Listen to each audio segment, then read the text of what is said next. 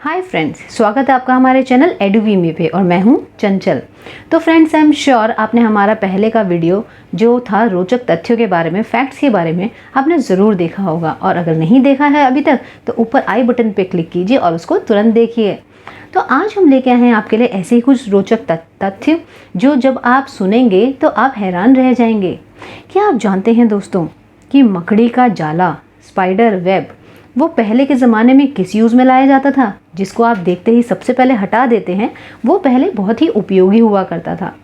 क्या आप ये भी जानते हैं कि फ्रिज को खाली रखना चाहिए या भरा रखना चाहिए? कौन सा ज़्यादा एनर्जी एफिशिएंट है? ऐसी ही और बहुत सारी बातें जानने के लिए चलते हैं अपने वीडियो की तरफ और आइए स्टार्ट करते हैं अपना फैक्ट्स का वीडियो। दोस्तों, क्या आप जानते हैं ऐसी भी एक टीम है जो ओलंपिक्स में 12 दिन लेट पहुंची? जी हाँ, 12 दिन लेट। ये बात है 1908 की, जब लंदन में ओलंपिक्स हुए थे।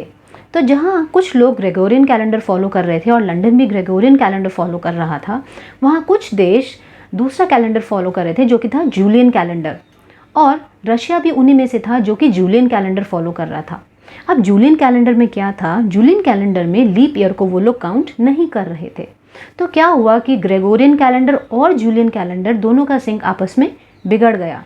तो जब लंदन पे ओलंपिक्स हुए उस टाइम रशियन टीम जो कि जूलियन कैलेंडर फॉलो कर रही थी वहाँ पे 12 दिन लेट पहुँची।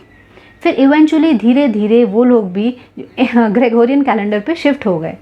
तो ये था इसके पीछे की हिस्ट्री। तो है ना काफ़ी इंटरेस्टिंग। तो दोस्तों, जब बात आती है प्लास्टिक बैग्स और पेपर बैग को कंपेयर करने की, तो हम लोग सभी यही सोचते हैं कि पेपर बैग ज़्यादा बेटर है। यही कॉमन धारणा है कि पेपर बैग प्लास्टिक बैग से ज़्यादा बेटर है।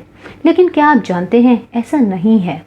जब हम बात करें पेपर बैग को प्रोड्यूस करने की या मैन्युफैक्चर करने की, तो प्लास्टिक बैग के कंपैरिजन में पेपर बैग को प्रोड्यूस करने में 70% ज़्यादा पॉल्यूशन होता है। जी हाँ, आपने सही सुना, 70% ज़्यादा पॉल्यूशन होता है और वो 4 गुना ज़्यादा एनर्जी भी लेता है।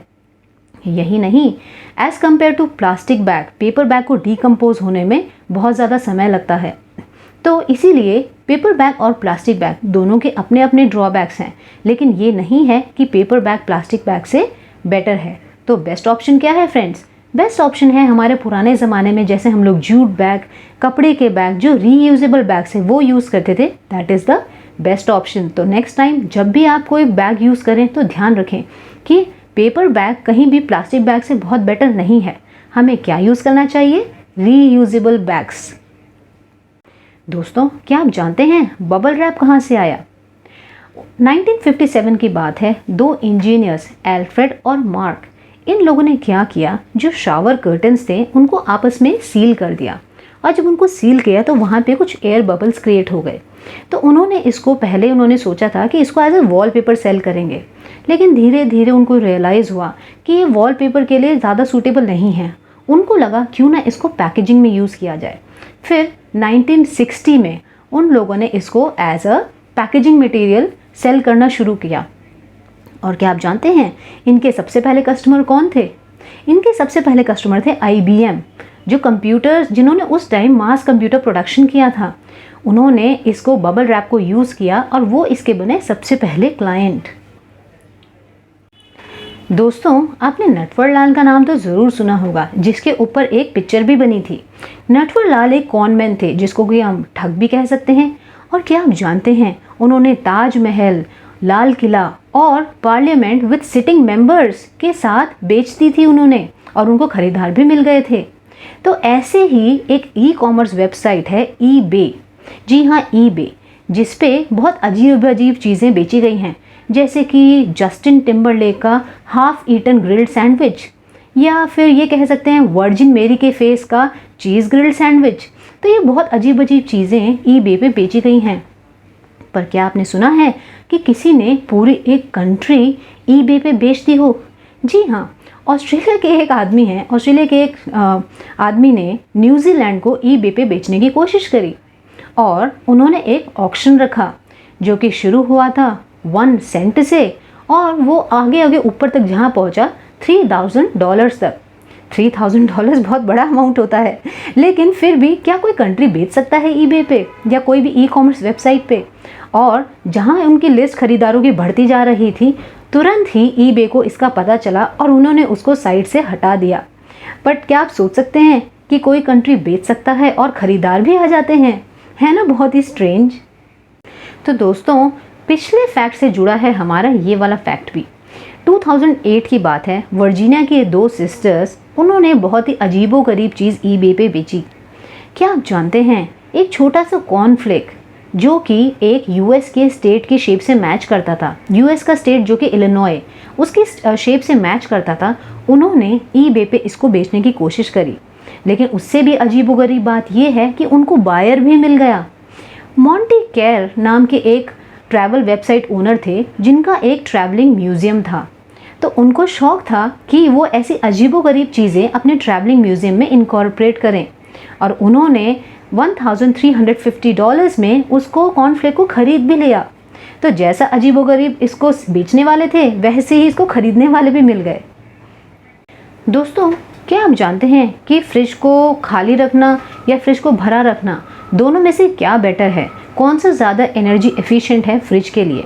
हमारा ये मानना होता है कि फ्रिज को ओवरबर्डन या भरा हुआ नहीं रखना चाहिए, वरना फ्रिज पे लोड पड़ता है, ऐसा हम सोचते हैं। लेकिन इसके उलट क्या आप जानते हैं कि अगर आपका फ्रिज भरा हुआ है तो उसमें गर्म हवा की जगह कम होती है।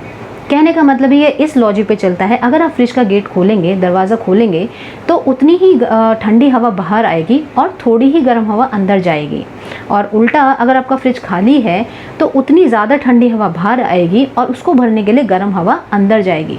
तो जब ज़्यादा गर्म हवा फ्रिज के अंदर होगी तो फ्रिज के ऊपर लोड रहेगा कि उस गर्म हवा को ठंडी करे। इसके उलट जब आपका फ्रिज भरा हुआ होता है तो उसमें अंदर कम ठंडी हवा गर्म हवा से डिस्प्लेस होती है, जिससे फ्रिज को थोड़ी ही गर्म हवा को ठंडा करना पड़ता है। तो फ्रिज के ऊपर लोड कम हो जाता है। इसीलिए फ्रिज ज़्यादा एनर्जी एफिशिएंट तब होता है जब वो भरा रहे, बजाय कि जब वो खाली रहे। तो आई एम श्योर कि आपको नेक्स्ट टाइम जब आपका फ्रिज भरा रहेगा तो आप टेंशन में नहीं रहेंगे, क्योंकि आपका फ्रिज ज़्यादा एनर्जी एफिशिएंट है। तो दोस्तों, क्या आप जानते हैं कोई ऐसी कंट्री भी है जहाँ पे स्वॉन्स, जिनको हम हिंदी में हंस कहते हैं, कोई भी स्वॉन लावारिस नहीं है। वहाँ के हिसाब से कोई भी अनक्लेम्ड स्वॉन जो कि ओपन वाटर्स में हैं, वो सारे क्वीन के अंडर आते हैं। और एक पुरानी प्रथा के हिसाब से जिसको कि स्वॉन अपिंग कहते हैं, जुलाई के 3rd वीक में सारे स्वॉन्स की थेम्स रिवर के अंदर जितने भी स्वॉन्स हैं उनकी काउंटिंग होती है। ये पुरानी प्रथा बहुत समय से चलती आई है और सारे स्वॉन्स जो भी अनक्लेम्ड हैं वो क्वीन के अंडर में आते हैं। तो है ना बहुत ही अच्छी बात, कोई भी स्वॉन लावारिस नहीं है, वो सब क्वीन की देख रेख में आते हैं। दोस्तों, अब आते हैं अपने सबसे रोचक तथ्य की तरफ। तो दोस्तों, जो मकड़ी का जाला होता है जिसको हम देखते ही साफ़ कर देते हैं, क्या आप जानते हैं पुराने ज़माने में उसको बहुत ही उपयोगी माना जाता था। पुराने ज़माने में ग्रीस और रोम के जो डॉक्टर्स हैं वो उसको एज ए बैंडेज अपने पेशेंट्स पे यूज़ करते थे। आपने सही सुना, वो एज ए बैंडेज उसको अपने पेशेंट्स पे यूज़ करते थे, क्योंकि उनका मानना था कि इसमें एंटी फंगल प्रॉपर्टीज़ होती हैं और एंटी बैक्टीरियल प्रॉपर्टीज़ होती हैं, जो कि आपकी चोट को साफ़ रखने में मदद करता है और आपके इन्फेक्शन को बढ़ने से रोकता है। क्योंकि उनका ये भी मानना था कि जो स्पाइडर वेब है वो विटामिन के में बहुत रिच होता है, उसमें बहुत विटामिन के होता है जो कि क्लॉटिंग में मदद करता है, आपके खून को रोकने में मदद करता है।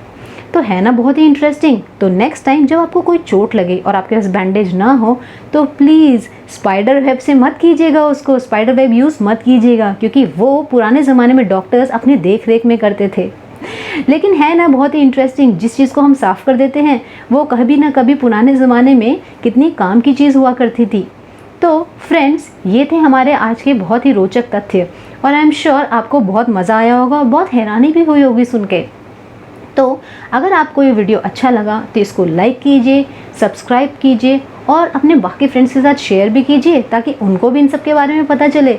और हमारे वीडियोस को ऐसे ही प्यार देते रहिए और हमारे साथ बने रहिए। तब तक के लिए बाय।